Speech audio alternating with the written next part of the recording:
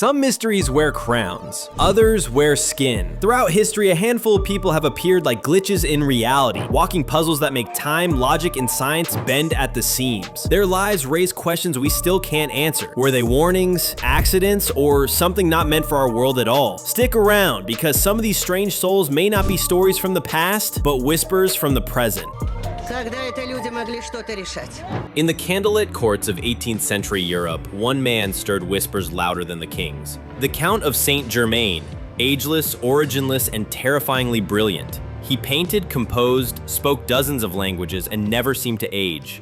Witnesses swore they met him decades apart, unchanged. He'd hint at immortality with a grin, claiming secrets no mortal should possess. After his reported death in 1784, sightings kept coming. From France to Russia, even the 20th century. How does a man die and then keep showing up? Maybe he wasn't a man at all. Maybe he never started aging in the first place. Не отмахивайтесь от меня. Поставьте его правителем. Только он может все ясно сказать. Он поведет хоровод. Он уже везде побывал, и в Америке. Сейчас люди все сами выбирают себе. Не смеши.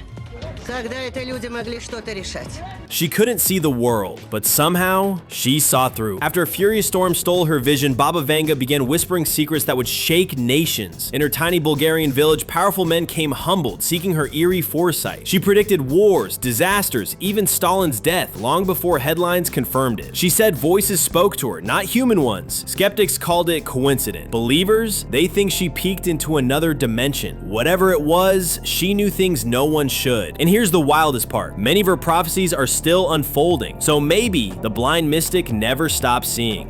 Не отмахивайтесь от меня. Поставьте его правителем. Только он может все ясно сказать. Он поведет хоровод. Он уже везде побывал, и в Америке. Сейчас люди все сами выбирают себе. Не смеши. Когда это люди могли что-то решать?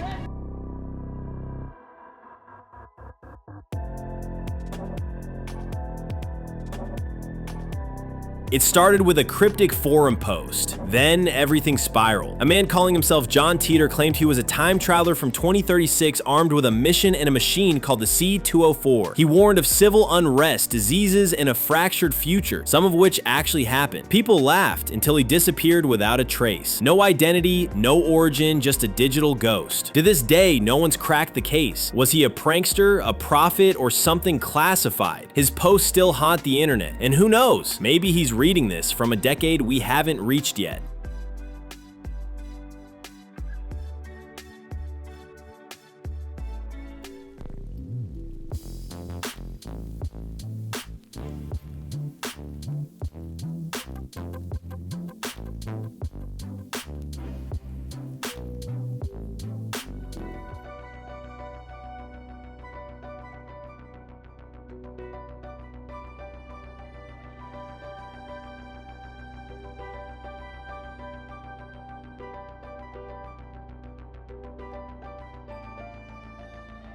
Born under lightning and maybe forged by it. Nikola Tesla didn't just invent, he channeled ideas from somewhere unknown. Vision struck him like thunderclaps, machines, currents, wireless power, decades ahead of his time. He dreamed of free energy for all, but the world wasn't ready. One by one, his backers vanished, his lab shut down. Then came whispers of a weapon, his death ray. When Tesla died alone in a New York hotel, federal agents seized every paper. What were they hiding? What did he really build? Even now, locked vaults and redacted files guard his legacy. Maybe he cracked something we still fear.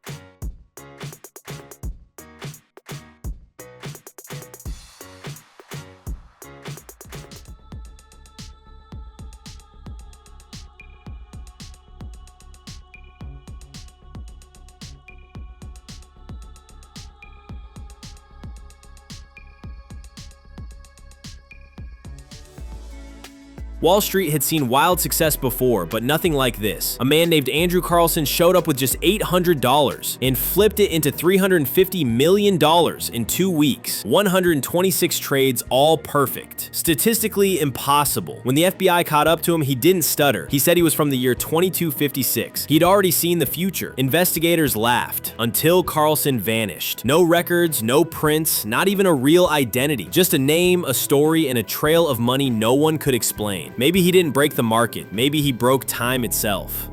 He didn't just flirt with the occult, he lived in it. Aleister Crowley was feared, worshipped, hated, and followed. He claimed to summon gods, speak to interdimensional beings, and exit his body like slipping off a coat. He wrote cryptic books filled with cosmic laws, rituals, and warnings. He said a being named Aiwass gave him sacred texts in Egypt.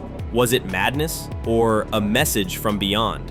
Governments tracked him. Rumors tied him to magical wartime espionage. His influence seeps into pop culture even today. Crowley never cared what people thought, maybe because he already knew what they didn't.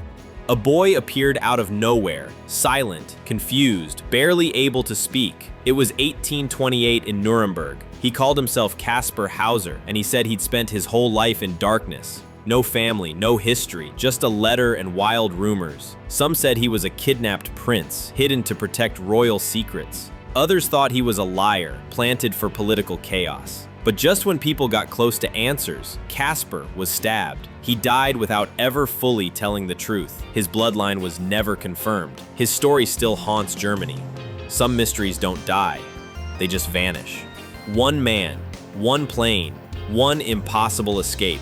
In 1971, a passenger calling himself Dan Cooper hijacked a flight, demanded $200,000, and parachuted into a thunderstorm above the Pacific Northwest. That was the last anyone saw of him. No remains, no trace, just a name that turned into legend. D.B. Cooper. Was he a criminal mastermind who vanished into the woods? Or a ghost story with a parachute? Decades later, with FBI files thicker than novels, the trail is still cold. Every theory feels like chasing smoke. And maybe that's exactly how he wanted it.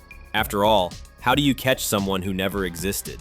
He washed ashore in 1948, dressed sharp, pockets clean, face unknown. No ID, no wounds, no explanation. Just one thing, a paper scrap reading Tamam Shud. Finished. The Somerton Man wasn't just a mystery, he was the mystery. Later, cops found a book hidden in a nearby car with a bizarre cipher and secret pocket stitched into his clothes. Spies? Assassins? A doomed love? The theories spiral endlessly. Even modern DNA tests haven't nailed down who he was or why he died. His grave reads unknown. But some believe the secrets he carried didn't end with him, just got buried deeper. He handed over a passport, but it was from Torrid, a country that doesn't exist. Tokyo airport staff froze. The stamps looked real. The man was confident. He even pointed out his homeland on a map, right where Andorra should be. Officials detained him overnight, but by morning, gone. Vanished from a guarded room. No sign, no passport, no person. Just confusion. Some say it was a prank. Others, they whisper words like multiverse and dimension slip. Because how do you explain someone with documents from a place that never existed, unless it did, in a world slightly left of ours?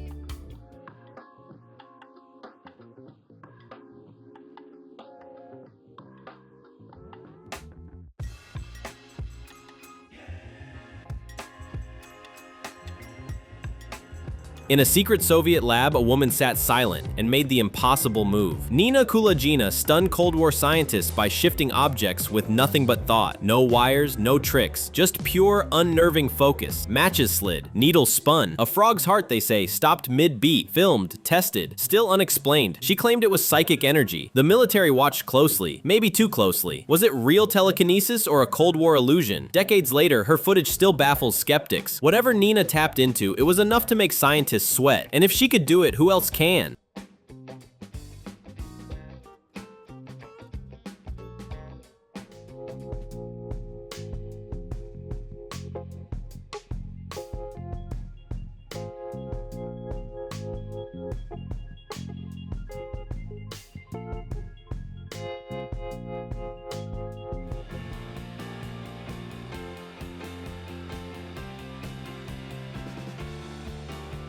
A book no one can read, a language no one speaks. Found in a quiet library, the Voynich manuscript has stumped the world for centuries. Inside, pages of strange symbols, alien plants, and star charts that match no known sky. Linguists, code breakers, even AI have tried, all failed. It's like it came from a mind untouched by human logic. Some say it's the ramblings of a forgotten genius. Others think it's an ancient message from another world, or another reality entirely. 600 years of silence, and counting. Maybe it was never meant to be understood, or maybe we're just not ready.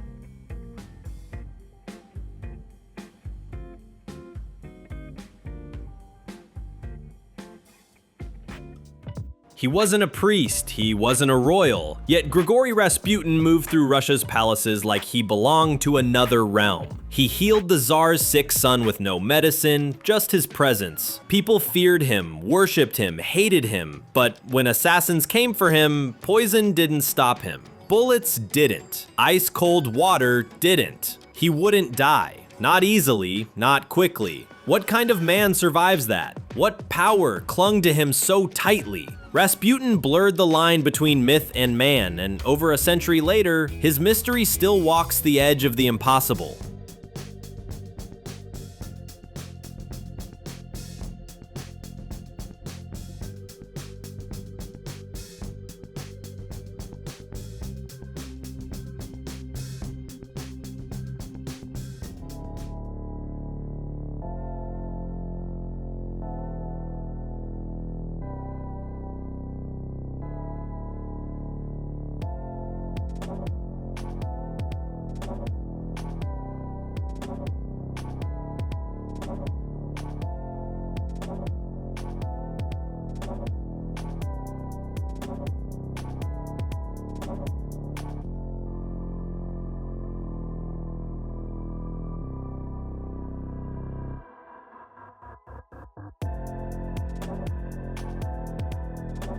Before the city awoke, a lone figure in black would kneel by Edgar Allan Poe's grave. 3 red roses, 1 bottle of cognac.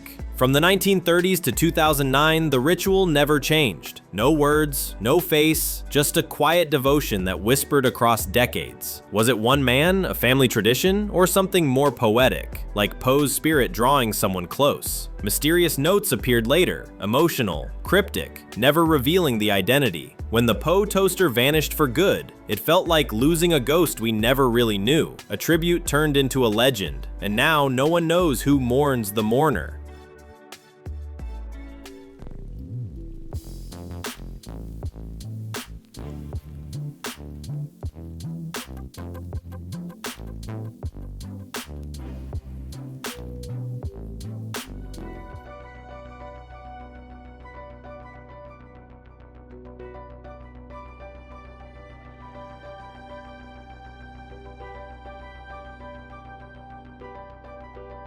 Nothing to do with developing. I was just an engineer doing something else. If you look at the time span, 2001, when it was supposed to be developed, I wasn't there. I was working for the government through a contracting company. I never communicated with Bitcoins. He or they built the future, then vanished into digital smoke. In 2008, Satoshi Nakamoto gave the world Bitcoin, a money system with no borders, no banks, no names. It changed everything. But just as the revolution began, the creator slipped away. Billions in untouched Bitcoin sit idle. Emails and forum posts stopped, no voice, no face. Some believe Satoshi was a genius coder. Others say it was a secret agency experiment. Maybe he's watching us, or maybe he never existed at all. One of the world's greatest inventions, with no inventor in sight. That's a mystery money still can't buy. Nothing to do with developing. I was just an engineer doing something else. If you look at the time span, 2001, when it was supposed to be developed, I wasn't there. I was working for the government through a contracting company.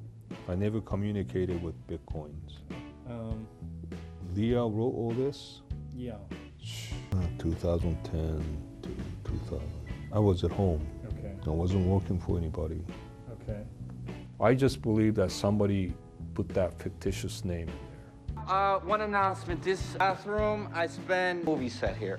Real movie set. Tell you. Oh, tell me. Yeah, I'm originally from Europe, but I'm right now American, like everybody else. Long story short, I used to grow up in New Orleans, Louisiana, so. He made the worst movie ever and became an icon. The room was so bizarre, it became a masterpiece of madness. But Tommy Wiseau? He's a mystery wrapped in leather belts and sunglasses. He says he's from Europe, but no one can place the accent. He funded a $6 million film, but won't say how. No past, no proof. Just odd stories, strange interviews, and that unforgettable, "Oh, hi Mark." Was he a secret millionaire? A runaway heir? Or just someone playing a character too deep to break? Whatever the truth is, Tommy isn't telling. And maybe that's the point. one announcement. This bathroom, I spend movie set here. Real movie set. The writer, director, producer, and star of one of the strangest cult movies of all time. It's called The Room. Please welcome Tommy Wiseau. It is. Whatever it is, it doesn't matter. You tell you. Oh, tell me. Yeah. I'm originally from Europe, but I'm right now American, like Whoa. everybody else. Long story short, I used to grow up in New Orleans, Louisiana. So